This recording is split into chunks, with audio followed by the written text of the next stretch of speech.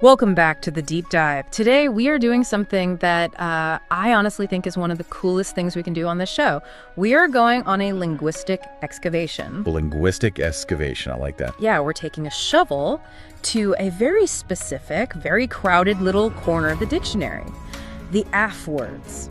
It sounds incredibly niche when you say it like that, the AF words. Yeah. But when you actually look at the stack of research we have, you realize these words aren't just, random vocabulary. No, not at all. They cover the entire spectrum of human connection. That's what hit me when I was reading the source material. We're looking at words that look and sound almost identical on the page. Affidavit, affiliation, affinity, affected, and affirmation. Right. If you're scanning a document fast, you might just gloss over them, but functionally, we are dealing with everything from binding legal promises to, fake accents at a cocktail party. It really is a journey. We're going to go from the high-stakes pressure of a courtroom to the molecular level of a chemistry lab and then end up at a high society tea party. And the mission for this deep dive is pretty specific, right? It is. We aren't just building a word list here. We are trying to disentangle these terms so you never mix them up again. But it feels deeper than that. This is kind of a look at how we define truth. How do we define what's real, what's a relationship, and what is just a performance? Exactly. It's about authenticity versus artifices. And I have to say, some of the etymological roots we uncovered in the Merriam-Webster entries are going to completely change how you see your own relationships. I am still reeling from the romance connection we found, but okay, we'll get to that. Let's start where the stakes are highest. Let's start in the legal system with the heavy hitter, affidavit. Affidavit. It's a word that carries a lot of weight. You hear it in crime dramas on the news. The FBI filed an affidavit. Right. But if we actually unpack the definition, it is remarkably specific. It isn't just a fancy synonym for a piece of paper with writing on it. No, the dictionary defines it as a sworn statement in writing made especially under oath or on affirmation before an authorized magistrate or officer. The key phrase there is sworn statement. It's formal. But there's a really interesting nuance in the usage notes that distinguishes it from something like, say, a deposition. Oh, yeah. I think people conflate those two all the time. They do. I definitely do. I just picture a lawyer in a room asking questions. So a deposition is a two-way street. You have an opposing lawyer there, cross-examining you, grilling you on the details. An affidavit, that's different. How so? It's usually a one-way street. It's made ex parte or without the other side present. So it's more of a monologue. Essentially. It's often used for things like search warrants. A police officer writes down the facts, here is why we need to enter this house, and swears to it before a judge. But because there isn't that opposing lawyer there to check the facts in real time, The weight of the oath is incredibly high. the source material was very clear on the danger here. It said explicitly that if an affidavit contains a lie, the person making it can be prosecuted for perjury. Absolutely. You are literally putting your liberty on the line for this piece of paper. Yeah. You are staking your freedom on your word. And this is where the linguistics get absolutely fascinating. It is. Why do we call it an affidavit? Right. It comes from medieval Latin. The word affidare means to pledge. A pledge. In Latin, affidavit literally translates to he or she has made a pledge. He has made a pledge. That sounds surprisingly intimate for a legal term. It is solemn. But this is where the linguistic excavation hits gold. And this was the part of the research that made me just stop and stare at the wall for a minute. Okay. That Latin root, affidare to pledge, it didn't just stay in the courtroom. Where'd it go? It traveled into the bedroom. Okay, now you really have my attention. Affidare is the direct ancestor of the archaic English word affiance. Affiance? I feel like I've seen that in, 18th century romance novels? He is my affianced. Exactly. It means to betroth or to promise in marriage. And while the word affiance gathered dust and fell out of use, its children survived. Which are? And are used every single day. Fiancé and fiancé. Wait, pause. Let me process this. You are telling me that the person I might marry and the document a cop signs for a search warrant are linguistic twins. They are siblings, practically. Think about the mechanics of it. A fiancé is the promised one. Right. An affidavit is the written promise of truth. They are both total surrenders of faith. You are pledging yourself either to a person or to the facts. That actually reframes the whole concept of a legal document for me. How so? We usually think of the law as cold, clinical, dusty. But an affidavit is actually, it's passionate. It's a blood pact on paper. It's about fidelity. Okay. Feeds faith. Whether you are keeping faith with a partner or keeping faith with the truth in a court of law, the language treats it as the exact same action. That is wild. It really highlights how seriously we used to take our word, which actually leads us perfectly into the next F word, which often gets confused with this process. Affirmation. Right, affirmation. Now, we need to be careful here because in common usage, affirmation feels very soft. Looking in the mirror and saying, I am worthy, or a memoir being an affirmation of family love. Totally. It sounds like self-help. It does. But the source material says that in a legal context, affirmation has a much sharper edge. It goes back to that definition of affidavit, right? It said a statement made under oath or on affirmation. Exactly. Legally, they have the same effect, but they are designed for different moral frameworks. An affirmation in law is a solemn declaration made instead of an oath. So let's play this out. I walk into court, the bailiff holds out a Bible or asks me to swear to God to tell the truth. And you say, sorry, I don't do that. Maybe I'm an atheist, or maybe I have a religious objection to swearing oaths. What happens then? Do they kick me out? not at all. That's where the affirmation saves the day. It is the legal system's pressure release valve for conscience. Historically, this was a huge deal for groups like the Quakers. The Quakers, really? Yes, who believed swearing oaths was forbidden by Scripture. So the system created a mechanism for them. It's like a loophole. A mechanism, yeah. You affirm that you were telling the truth. But, and this is the part people miss, it carries the exact same penalties for perjury. So you can't use an affirmation as a fingers crossed behind your back moment. No. If you lie under affirmation, it's still perjury. The law doesn't care about your soul, necessarily. It cares about your liability. So whether you swear to God or affirm on your personal honor. The handcuffs fit the exact same way if you lie. Okay, so affidavit and affirmation are the words of truth. They are how we lock down reality in the eyes of the law. But let's move out of the courtroom now. Into the social world. Yes, and this is where things get a little messy. We need to talk about how we connect with others. Affiliation and affinity. These two are constantly mixed up in conversation, but they describe very different types of bonds. Let's start with affiliation. To me, this sounds administrative, like I am affiliated with this organization. That's the right instinct. Affiliation is defined as the state of being closely associated with a particular person, group, party, or company. So it implies a formal or structural link. Exactly. So if I'm trying to visualize this, affiliation is the badge you wear on a lanyard at a conference. It's external, you can take it off. That's a perfect image. It's structural. You are affiliated with a company, but you might hate everyone there. Or a radio station might be affiliated with a national network. It's a contract, a membership. The source material gives some great examples. A politician switching their party affiliation, it feels like something you can sign a paper for. Exactly. It's often external. You choose to join, or you are formally connected.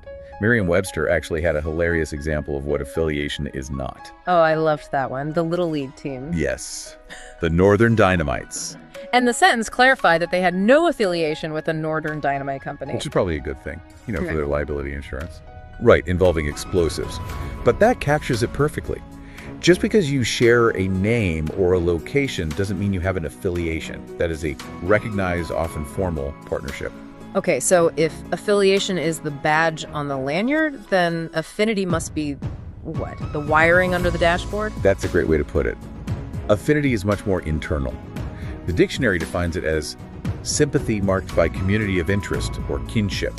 Like having an affinity for jazz music or an affinity for people who love dogs. Right. But it goes deeper than just liking something. The source material dives into the chemistry definition, which I think is a beautiful metaphor for human relationships. I saw that. It talked about attractive forces between particles. Exactly. In chemistry, affinity is the attractive force between substances or particles that causes them to enter into and remain in chemical combination. It's not a choice. It's a volatile reaction. It's a pull. Which creates a really cool distinction the source material brought up, the difference between affinity and attraction. Because I use those interchangeably all the time. I'll say, and I'm attracted to this, or I have an affinity for this. Most people do, but the synonym chooser in the text drew a line in the sand. Attraction is about the object. The shiny car, the dangerous situation, they're doing the pulling. They have qualities that grab you. Okay, and affinity? Affinity implies a susceptibility or predisposition inside of you. The example given was an affinity for mathematics or an affinity for spicy snacks. That makes so much sense. The spicy snack isn't necessarily universally attractive. In fact, some people hate them, but I have an internal wiring, a susceptibility that draws me to them. Exactly. It's about your nature aligning with the nature of the thing. It's a predisposition. You are wired for it. Now, here is where the research took a left turn that I wasn't expecting. We are back in the legal world. We are. Apparently, affinity has a specific legal definition, too. It does, and it connects back to our earlier discussion about marriage. In law, affinity specifically refers to a relationship by marriage, as opposed to consanguinity, which is relationship by blood. So, legally speaking, your in-laws are your affinities. Technically, yes. Yes. You are related by affinity. And the etymology explains why perfectly. It comes from the Latin ad, meaning near, plus finis, meaning border or boundary. Bordering on. Yes. If you have an affinity for someone or are related by affinity, you are bordering on them. You share a boundary. I love that image. We aren't the same blood, we aren't the same land, but we share a fence. We are bordering on each other. It's a lovely, almost poetic way to view the in-law relationship. It suggests closeness, but it respects the distinction. So let's just recap the stack so far. We have affidavit, pledge of truth, right? Affiliation, the formal badge of membership, and affinity, the natural pull or the shared border. All of these deal with truth, connection, and reality. They are the affs that bind us together. Which brings us to the black sheep of the aff family, the word that stands in opposition to everything we've just discussed. Affected. Yes. We pivot from the genuine to the fake. It is the failure of the other three. Yeah. The definition of affected is brutal. It really is. Having or showing an attitude or mode of behavior that is not natural or genuinely felt, or assumed artificially or falsely. It's the opposite of affinity. If affinity is nature, affected is performance. Precisely. And the examples in the source text were so vivid, they painted this picture of a very specific type of person. Oh, yeah. One example was about a quarterback sensitive about being perceived as an affected socialite. And another about affected arty pros. It's that sense of trying too hard. My absolute favorite visual from the text, though, was the detail about the teacup. Oh, the 4-year-old. Yes.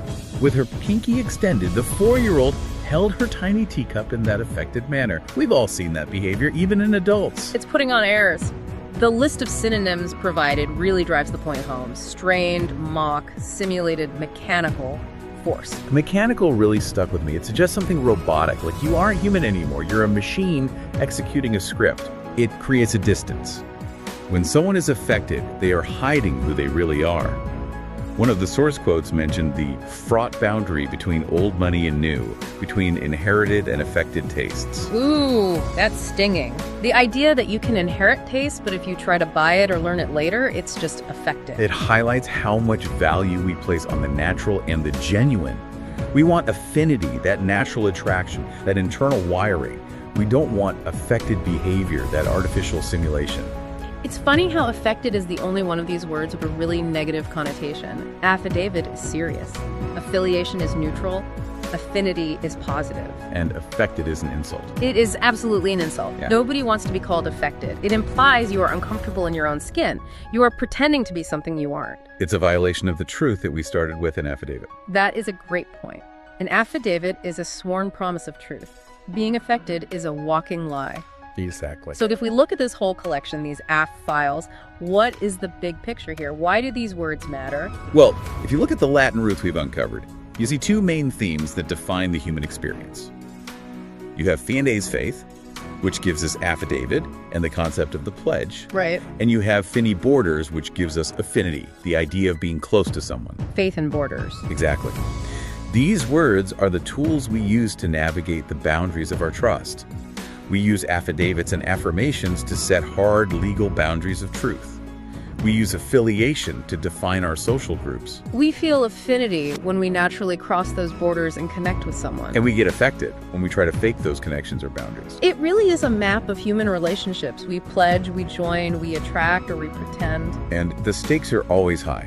Whether it's prosecution for a false affidavit or social ridicule for an affected accent, we are constantly being judged on how authentic our affs are. I have to say, I will never look at a legal document or a teacup the same way again. Yeah. It's like we've peeled back the wallpaper on the English language. That's the goal. Before we wrap up, though, I want to leave you with one thought that stood out to me from our research.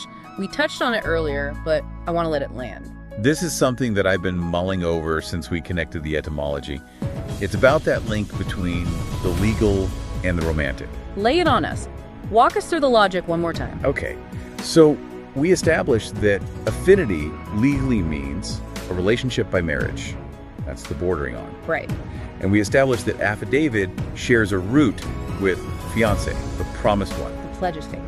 So if the dictionary suggests that our most binding legal promises, our affidavits, are linguistically tied to our romantic pledges, and our legal relationships, our affinities, are defined by marriage, it raises a massive question. Which is what? Does that make a marriage contract the ultimate affidavit?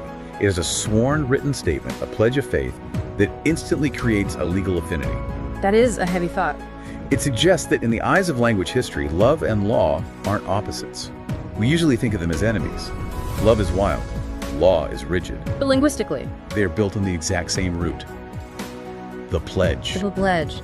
So whether you are standing before a judge or standing before an altar, you are doing the exact same thing. You are making an affidavit of the heart. Precisely. Something to think about the next time you sign your name on the dotted line. Thanks for listening to The Deep Dive. See you next time.